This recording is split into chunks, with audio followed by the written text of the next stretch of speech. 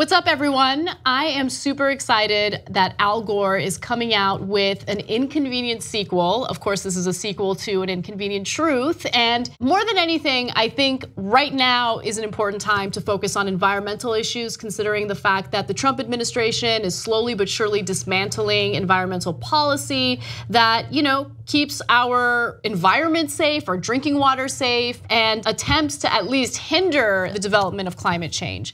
And so An Inconvenient Sequel is something that both the Young Turks and participant media really want to raise awareness about. And we're doing so through a campaign that is called 10 Days of Action, and we're using the hashtag #BeInconvenient. And inconvenience is important when you're trying to be politically active, right? You want to raise some awareness and do so in a fun way. As part of this campaign, we are highlighting NGOs. This is part of our 10 Days of Action. And the NGO that we really want to highlight today is known as the Environmental Defense Fund.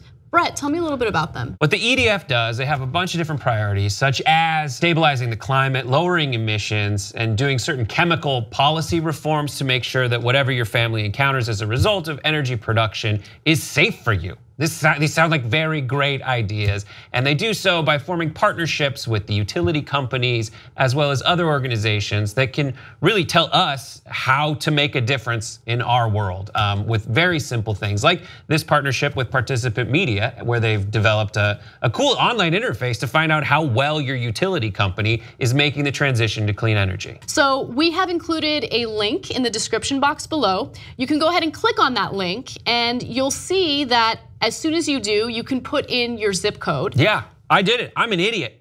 I'm a moron. I don't know how to do a lot of stuff, but I know how to do this. It's very easy. You go to the website and you enter your zip code, and it'll give you something that looks a little something like this. It shows you who your providers are of for in this case, water and power, other electricity, gas, SoCal Edison. I am familiar with getting tons and tons of bills from them over my life. And once you do that, they'll tell you the breakdown of and how well that power company is doing. So it'll tell you whether or not they support the Clean Power Plan, which was something that was pushed for by the Obama administration. And it specifically has to do with power plants and trying to minimize the carbon emissions coming from power plants. But keep in mind that for power plants that existed prior to this policy, they can continuously emit as much pollutants as they want. So they weren't included in this policy.